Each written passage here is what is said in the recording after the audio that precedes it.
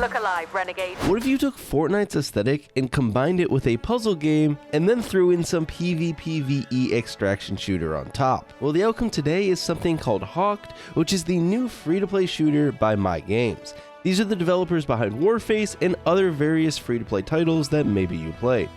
This game just dropped into early access yesterday, and for all of the DMZ refugees looking for a new accessible extraction shooter to grind, well, this could be one worth maybe checking out. However, I'm not totally sure that I would recommend it, at least in its current state, as the game is honestly, well, not that good. Technical and horrible server issues aside, the gameplay loop itself leaves a lot to be desired. However, there is some charm there that might hook players desperate for something new in the extraction shooter genre. But before we dive too deep into the game, I'm just going to briefly mention that the game runs like absolute poop, crashes a bunch, and constantly has server issues. Or if you're not having server issues, it forces you to play on servers completely across the world, leading to high ping and weird interactions. Now, one would hope that these things are resolved soonish, so rather than harp about it all video, I just wanted to quickly mention it. And a lot of these issues are currently evidenced in the Steam reviews, which are currently sitting at a 45% positive Steam review score. Not that great. Which, while I was writing the script and editing this video, actually now dropped to mostly negative. So, yeah.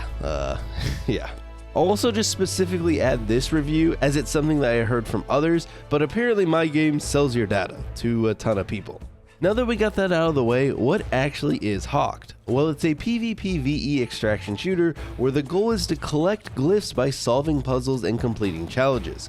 Once you or your team collects 5 glyphs, you're able to go and open the treasury, which has some additional loot and the rare artifact, which is the primary item that the lobby is trying to extract with. Though once you collect this rare artifact, other players will be made aware of your location and can attempt to hunt you down before you're able to extract. Now, collecting these glyphs is the main gameplay loop, other than obviously hunting other players in PvP, but to collect these glyphs you do a variety of pretty basic puzzles that somewhat just equate to like aim labs, where you shoot a thing that lights up, or you do a basic memory puzzle / matching game. Now, these puzzles aren't going to be anything that blows you out of the way, but some of them do actually reward teamwork, so if you're actually working with your squad, you can do them a little bit quicker. There are also some combat-driven glyphs where you'll just show up and have to clear a bunch of enemies, and then for some unfortunate reason, there's one where you just follow this thing from one area to the next to get the glyph. Once you collect the glyph, you get a randomized passive buff for the rest of the game, and that can be things like regenerating health or increased weak spot damage. When you're going around collecting these glyphs, you're going to run into not only PvE enemies, but you also can engage in PvP with other teams. Or if you want to try and avoid that, you can also just scavenge the map for better weapons and upgrades along with finding other trinkets and artifacts. Now, these trinkets and artifacts are the only thing that will extract with you, as once the lobby ends, your weapons completely reset whether you win or lose, just like a battle royale. And that's, I think, one of the main flaws of this game, as while it is an extraction shooter, there really aren't stakes. This isn't Tarkov where if you die, you're going to lose all of your equipment. Now, I did mention an accessible extraction shooter, and DMZ was somewhat similar, but even in DMZ, you'd be able to load in with weapons that you looted and stuff like that, and in Hawked, that isn't an option. You load in with your loadout, which we'll talk about in a sec, but besides that, you always just load in with a slingshot, and you have to find weapons and upgrades as you run around the map. Now, like I said, before loading into each game, you can actually select your loadout, which consists of your exo, ward, 3 artifacts, and up to 4 boosters. Your exos and wards are different active abilities that you'll get from leveling up or purchasing from the store, though that is using in-game currency. And artifacts are those items that you're going to extract with in the game, whether it's the rare one or maybe you find one somewhere else. All of the abilities and artifacts can be leveled up further through the use of the game's multiple in-game currencies, both of which are earnable just by playing or disenchanting extra items. Now, artifacts, unlike those exos and wards, are not active abilities, but rather different passives that will make you stronger, with some being actually very useful, like being able to sprint faster or have a wall spawn between you and an enemy when taking a certain amount of damage. Your active abilities in the exos and wards can be a variety of different offensive or defensive abilities to sort of fit your playstyle. There's also those boosters, which are single-use enhancements that you can go into a game with, and you can load into the game with 4 of these at a time. Your character themselves can also be customized a little bit, though for free-to-play players, the amount of options aren't that great. There are a handful of expensive items that you can save up for in the store, but most likely if you really want to customize your person, you're going to have to pay real-world money. Now, like any multiplayer game, it includes some progression. So you have your standard levels that you will level up just from playing, though oddly enough, it's constantly bugged, and when you're loading into a lobby, it'll just say you're level 1 all the time.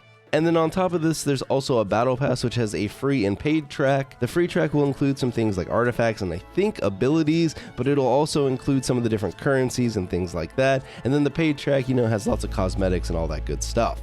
There's also something called loyalty, where you can unlock new items in the store by being a higher loyalty level, which you can accomplish by donating extra money to the in-game store called the Grail, which is ran by this cute little robot GE0. Now, in between lobbies, you get thrown into this little hub space area, and here you'll find NPCs to talk to along with the various stores, and there's even a shooting range where you can test out all the game's guns. You do have daily and weekly quests, which are just, daily and weekly challenges, but the game also includes what it calls story quests, if you can consider it a story.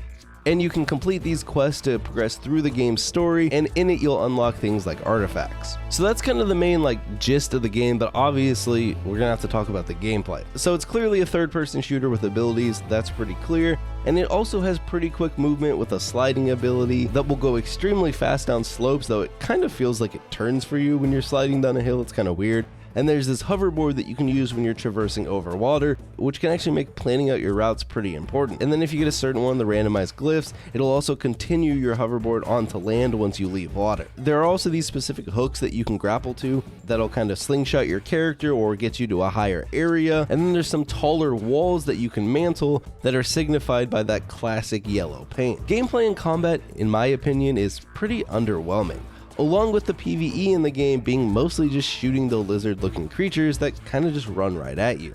There are some boss, but these mostly just boil down to tankier enemies, and I think the main purpose of these bosses is that they take longer to kill, which means it's more likely that you'll get ran up on by another squad. Overall, it feels like the PvE in this game is just kind of there to give you something to do while traversing, looting, and collecting those glyphs, but it isn't anything amazing. The PvE by itself wouldn't make this a fun game.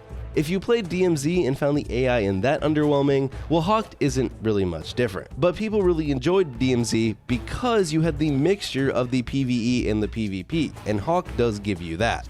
Getting into PvP fights while you're collecting your glyphs or while you're walking around the map looting does kind of give you a rush, especially if you're able to wipe another squad. Now, for some reason, there's also this weird delay when you click an ability or a movement action, and it can feel really clunky. But it isn't consistent, and I'd assume it's connected to maybe the server issues that kept happening while we were playing last night, but I'm not too sure about that. All I know is that if you play the game, after a while, you'll feel what I'm talking about. At times, the game will feel a little sluggish and clunky, and then at other times, it'll feel pretty smooth. Now, the PvP itself, down to the core, the combat itself is pretty whatever, but thrown into a game like this, it can be pretty fun to hunt people down or wipe another squad and take all their loot, or kill someone that's trying to extract the rare artifact. All of these things will give you the kind of rush that extraction shooters are known for, though obviously, like I said at the start, you don't have the stakes. If another team runs up and wipes you, you aren't losing all of your items and your guns and all that stuff like that, as most of that stuff doesn't progress from game to game. Hawked also throws in a bunch of bots, which I hate that PvP games do that these days. So not only do you have the regular PvE enemies, you'll also occasionally run into solo players that are just literally bots. They're always really easy to kill and they kind of run right at you, and you can actually tell that they're bots in this game because if you kill a real player, it'll show the platform they're playing on, which currently is only PC, but it'll show a little PC next to their name, and if you kill a bot, it doesn't show anything. But you would have been able to tell anyways because the bots are literally horrible, and they're always solo, so as soon as you kill them, whereas if you knock someone down in a squad, it knocks them down and you have to wipe the whole squad or go and finish someone off that's down. Now, Hawk does actually have a different feature that I'm not sure how I feel about, and that is that anytime there's another player near you, the game will announce that someone is near. And then you can use that information to either prepare for a fight, hunt down the near enemy, or just run for your life depending on the situation and how your squad wants to play. When shooting, you do show up as a red dot on other players' minimaps if they're pretty close by, so it's usually pretty easy to track down other players once you receive that someone is nearby message. From what I can gather, lobbies are generally 4 squads of 3 players if you're playing squads, and I'm not sure about solos because I didn't try it. But on the scoreboard, it doesn't actually show the bot players, so I think the map is actually populated with more than just the 12 players if you include the bots. Although, weirdly enough, sometimes it doesn't fill the whole lobby, so you'll only have like 9 players or 8. So it's a little hit or miss. Now, like any good extraction shooter or battle royale, the game has a lot of loot, which in this game is a decent variety of gun types that come in 3 different rarities, similar to Fortnite, along with passives and larger shields that you can find during your runs. None of this, though, like I've mentioned, transfers from game to game, so you can find the coolest gun in the world, and as soon as you extract, it's gone until maybe you find it again sometime. There are also a decent amount of grenade types that you can find in a few consumables for things like shields or health or even extra stamina.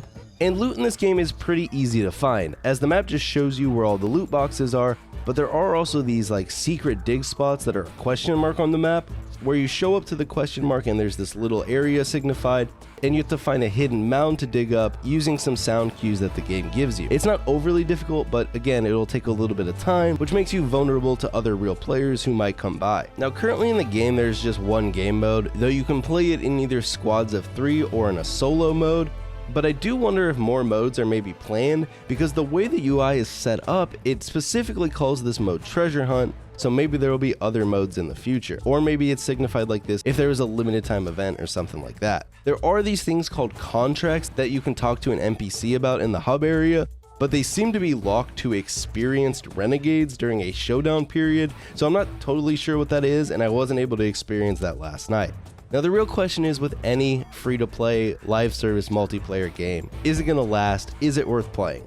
And that is where I'm not overly optimistic. If it's worth playing is up to you. If you like extraction shooters and you want to try out a new one, I'd give this one a try. I mean, it's free, right? But will the game last? I would probably have to guess no.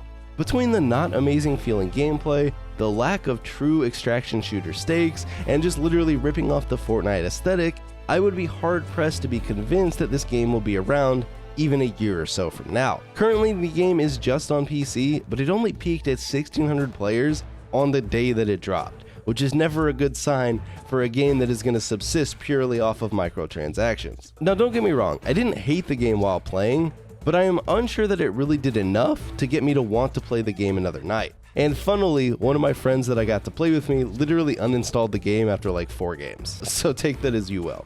Now, it is worth noting the game is in early access, but I always feel that a multiplayer only live service game being early access isn't the same as when a single player game or like a co-op indie game says it's early access, because those games you can kind of return to upon the full release. But when a multiplayer game is in early access, it just updates like any other live service game. They add new modes, they add new seasons and stuff. So unless it's in a limited beta that will literally go away after a weekend or something like that, I feel like when a game like this drops, even though it says early access, people just take it as the full release, regardless of what you label it, especially in a game like this, where it's monetized just like a full product. You have battle passes and all that stuff. I mean, how many years did Fortnite say it was in early access? So while it has that tag, for me, this is a new launched free-to-play extraction shooter. And yeah, I'm sure it'll improve over time and it'll get more content and it'll get better, but launch is usually where these live service games need to make a splash, and as we've seen, it's hard for games to recover if they don't get some traction on launch.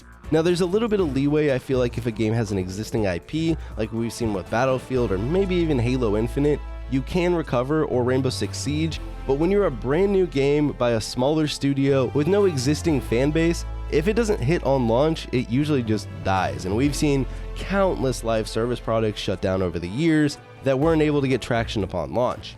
Now, I mentioned monetization. We'll just quickly go through this. There's a battle pass, there's a store, and there's something called Grail Plus, which is a subscription service that gives you daily perks, a lockbox slot, extra quests, and a 20% experience increase. Currently, they've been giving some of this away because of the game's issues, so you can test out Grail Plus if you want. And that is pretty much Hawk. That is kind of how I feel about the game. And like I said, I didn't hate it, but I also didn't really enjoy it enough to probably play it again. Maybe I'll check it out when they add some content in the future, or I see an update that intrigues me. But most likely, my 5 or 6 hours last night is probably what I'm going to end up playing of Hawk. Also, this may be a hot take, but I think this game would legitimately be a better game if it was just made in UEFN.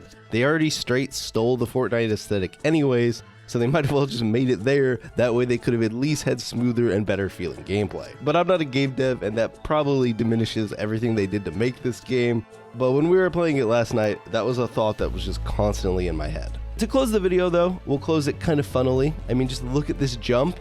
And one of the NPCs also gets very angry if you touch this stone in the hub area. Hope you guys enjoyed the video, and I'll see you all next time. No touching the glyph stone!